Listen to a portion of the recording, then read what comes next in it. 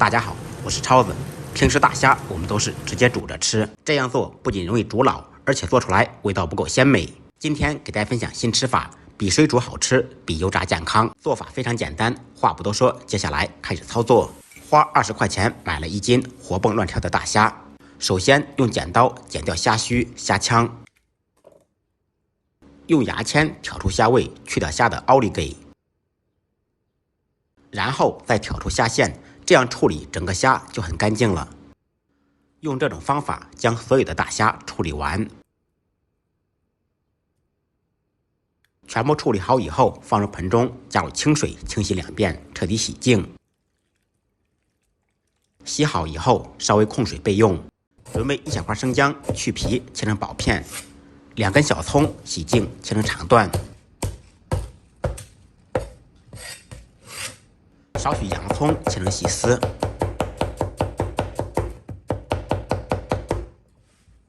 起锅，不放油，不放水，放入切好的洋葱丝，平铺到锅中，放入切好的葱段、姜片，再放入处理好的大虾。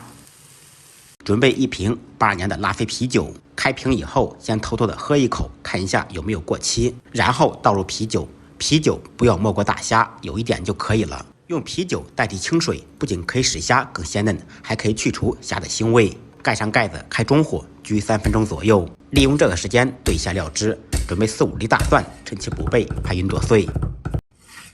不能吃辣的同学，放2个小米辣锻炼一下，切成小圈。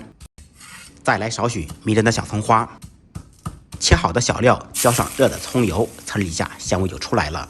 稍微晾凉以后，倒入一些海鲜酱油，口味轻的可以加入一点矿泉水稀释一下，再挤入一些柠檬汁增加风味，放上2片去籽的柠檬，1款万用海鲜汁就做好了。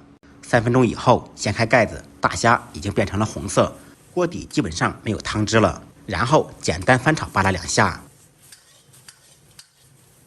继续盖上盖子，焗半分钟左右，把虾彻底焗熟。全程开中火焗4分钟，这个时候的虾特别鲜嫩，一点也不老。